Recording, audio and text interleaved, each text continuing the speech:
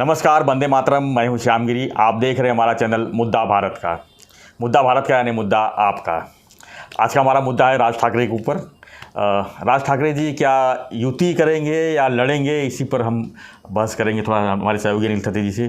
थत्ते जी, राज ठाकरे जी का जो इस समय चल रहा है, हालांकि उनके पास अभी एक ही विधायक है, लेकिन जिस तरह से भाजपा उनके पीछे लगी हुई है, भाजपा के लोग उनके पास जा रहे हैं और अमित शाह जी भी आए थे, जैसे चर्चा थी कि वो भी जाएंगे, लेकिन ऐसा नहीं हुआ। लेकिन जिस तरह से माहौल बन रहा है और जिस तरह से दूसरे उनके भाई उद्धव जी जो है फेल हुए हैं अभी हाल के दिनों में, तो उसको देखते हुए क्या लगता है, राज ठाकरे जी युति करेंगे उसमें भलाई है या चुनाव लड़ेंगे उसमें भलाई है? सर, कैसे है ना कि भारतीय जनता पक्ष जो है जी, वो एक मायाजाल है। ऐसा मायाजाल है कि जिसमें जो आदमी उसमें घुस जाता है या फंस जाता है, घुस जाता है नहीं, फंस जाता है। कुछ लोग घुस भी जाते हैं, कुछ फंस भी जाते हैं। उसको समझ में नहीं ये जाता है कि वो मायाजाल में कैसे अटक गया है। कैसे फंस गया। और उसका ये ऐसा है कि जितना वो निकलने की कोशिश करता है उतना वो उसमें ज़्यादा फंसता जाता है और बाद में उसको एक ऐसी स्थिति प्राप्त होती है कि वो कुछ नहीं कर पाता, वो मायाजाल में ही रहने के सिवाय नहीं होता। मेरे को ऐसा लगता है कि अभी तक मैं जो भी राज साहब का अभ्यास कर रहा हूँ, बहुत बारीकी से अभ्यास करता हूँ, क्योंकि मेरे वो एक समय में बहुत गहरे मित्र थे, तो बहुत चौकन्ना होकर मैं अभ्यास करता हूँ। तो मेरे को ऐसा लगता है कि राज ठाकरे अभी तक बीजेपी के मायाजाल में नहीं फंसे हैं। या वो जानते होंगे, पूरा मायाजाल जानते होंगे? सर, ऐसा है कि वो जानते भी है कि ये मायाजाल है, और दूसरी चीज़ है कि वो अपने एक मायाजाल की निर्मित कर रहे हैं। ये बात समझ, ये बड़ी बात कही आपने कि राज ठाकरे भी एक बुद्धिमान, प्रतिभावान और राजनीति निपुण ऐसे नेता हैं।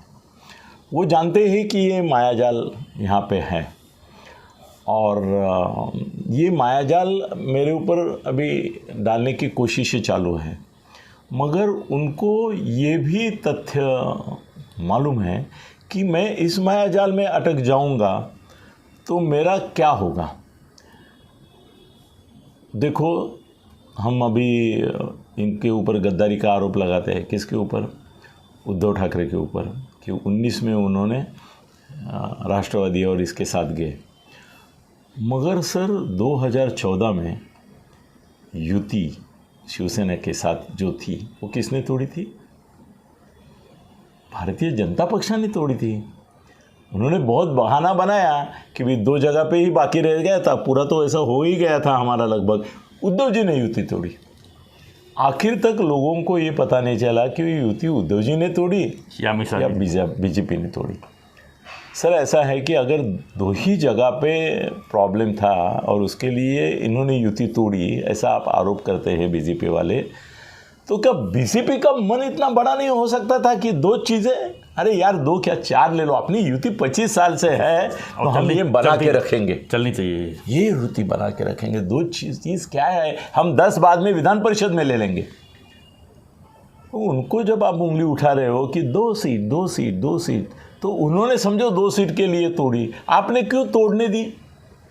आप नहीं दोषी, आपका दिल इतना बड़ा नहीं था कि 2 सीट, अरे 2 क्या मांगता है यार, तू मेरा 25 साल का दोस्त है, 2 नहीं 10 ले ले। हम तो सेंटर में मजबूत हैं। उस समय 14 में आने वाले थे या आ गए थे, सेंटर का आ गए थे, बहुमत में आ चुके थे। तो फिर भी सर, हम जब बोलते, कल अगर एक वीडियो के ऊपर तुम्हारा मेरा मतभेद हुआ जी, और मैंने बोला कि ये नहीं करेंगे, आप बोले करेंगे, तो क्या हम मैत्री तोड़ देंगे? मैं कॉम्प्रोमाइज़ करूँगा, मैं बोलूँगा चलो उसमें से 1-2 सेंटेंस इधर के उधर कर देते हैं।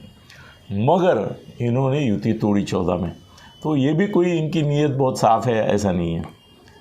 इन्होंने भी झटका दिया है 2014 में, क्योंकि उनको ऐसा कॉन्फिडेंस था बीजेपी को कि हम अकेले जीत के आएंगे और मेजॉरिटी में जाएंगे।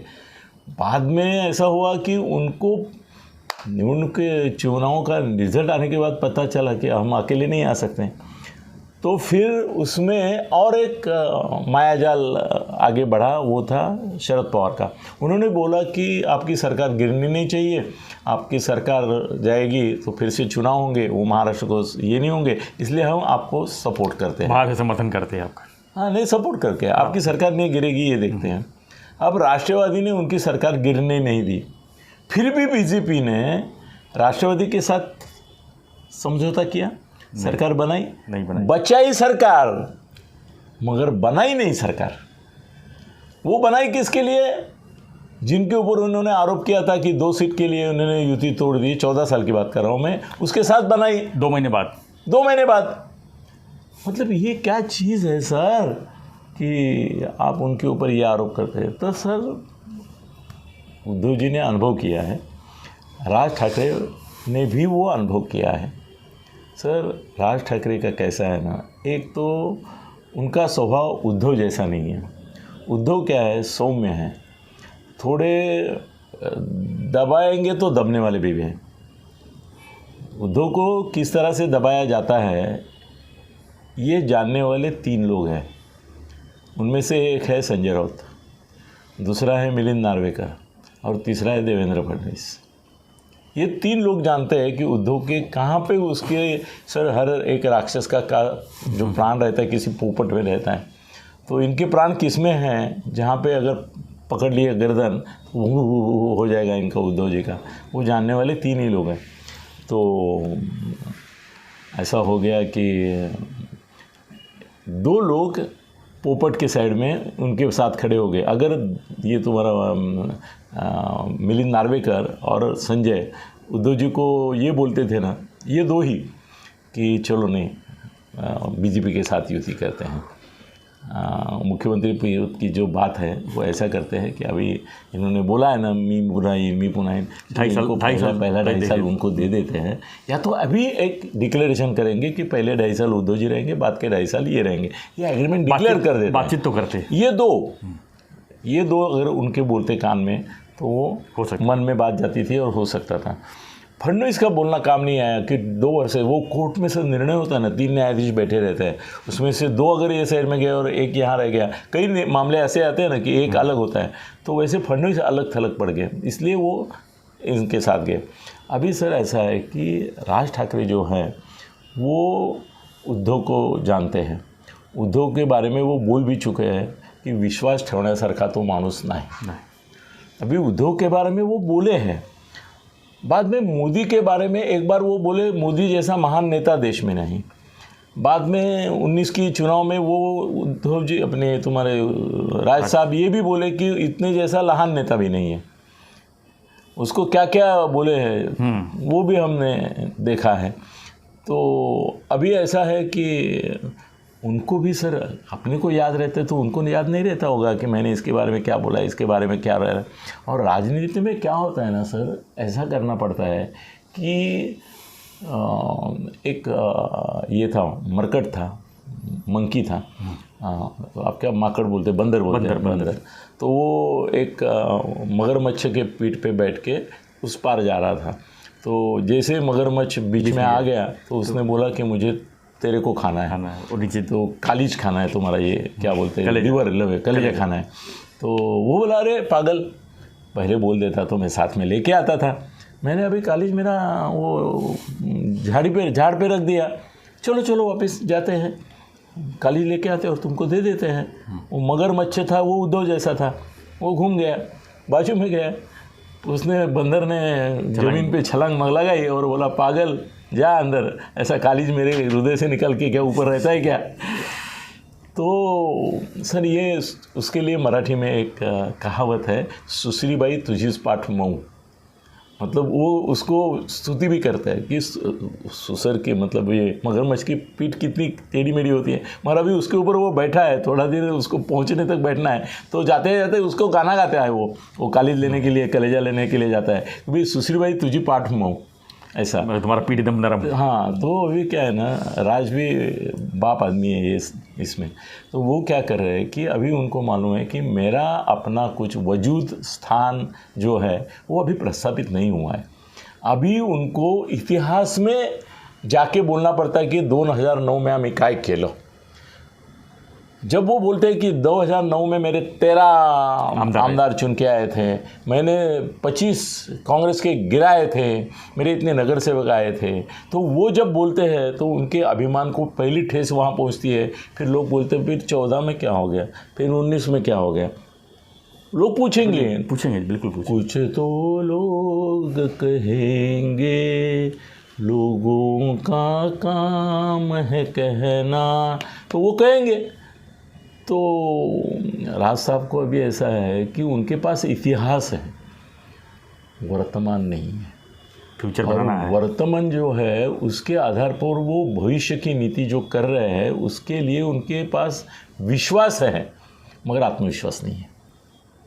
सर, विश्वास और आत्मविश्वास में फ़र्क होता है. विश्वास दूसरे पर होता है और आत्मविश्वास खुद के होता है. अब उनको ऐसा विश्वास है कि मेरी ज़रूरत लगेगी. उनकी ज़रूरत कब लगेगी? उनकी ज़रूरत तब लगेगी जब बीजेपी और शिंदे गुट को मुंबई महापालिका में या किसी भी महापालिका में निर्णायक बहुमत नहीं मिलेगा.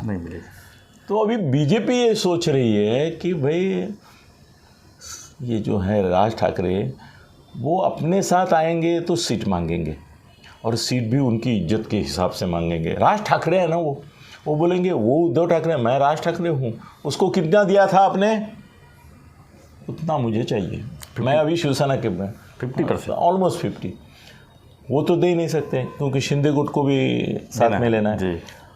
और दूसरी बात है कि शिवसेना शिंदे गुट के और बीजेपी के जो कार्यकर्ता 2014 2019 से वहाँ पे काम लगे हैं कि 2017 में हुई थी इलेक्शन, काम पे लगे हैं कि भाई हमको यहाँ पे टिकट मिलेगा.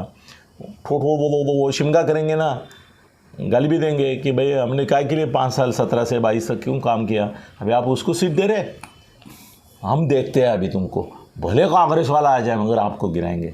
ये तो होता है. स्थानीय चुनाव में तो होता ही. हाँ, तो अभी देखो बीजेपी के साथ जाके तो उनका सीट शेयर करना डेंजरस, क्योंकि उनके जो है वो कोऑपरेट नहीं करेंगे. सर, पिछली बार भी ऐसा हुआ था कि शिवसेना के वोट जो थे वो बीजेपी को नहीं मिले थे और बीजेपी का शिवसेना को नहीं मिले थे.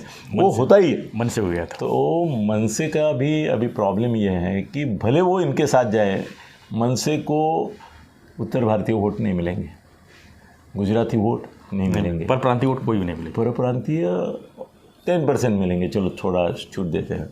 जहाँ पे मराठी है वहाँ पे शिंदे सेना रहेगी.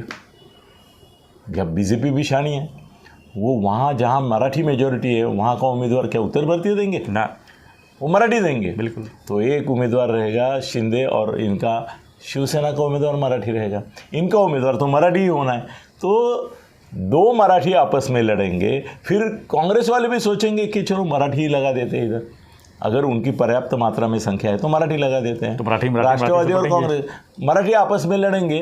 अभी इसमें ऐसा हो सकता है कि कहीं दूसरा एक जो समझो 100 का विभाजन हो रहा है और ये तीनों ने अपना पार्ट काट लिया और 20 कट गए, तो वो जो बाकी वाला है कि जिसको आशा ही नहीं थी वो जीत के आ जाएगा. तो अभी क्या है ना कि सर, हम आपके साथ बराबरी का नाता तभी प्रस्थापित कर सकते हैं जब हमारे शक्ति का एक साक्षात्कार हम आपको दिखा सकते हैं. अभी अगर बीजेपी के साथ जाते हैं अपने राज साहब, तो सर शक्ति का साक्षात्कार नहीं होगा, क्योंकि बीजेपी वाले तो बोलेंगे मनसेचे एवढे सीट आले आमच्यामुळे आले. शिंदे साहब बोलेंगे मनसेला मदत केली आम्ही, आणले, जिंकून आणले, त्यांना मिळाले एवढ्या सीट मिळाल्या. फिर जब स्टैंडिंग कमेटी बनेगी, ये बनेगी, तो महापौर तो बीजेपी का, शिवसेना शिंदेगढ़ उधर पार्टी में अध्यक्ष इसमें है ना, सरकार में. सर, पिछली बार बीजेपी ने 84-82 मतलब 2 का ही शुरू में फर्क था, फिर भी सरकार बचाने के लिए, फडणवीस की सरकार बचाने के लिए बोले हम सत्ता में सहभागी नहीं होंगे. 2 सीट.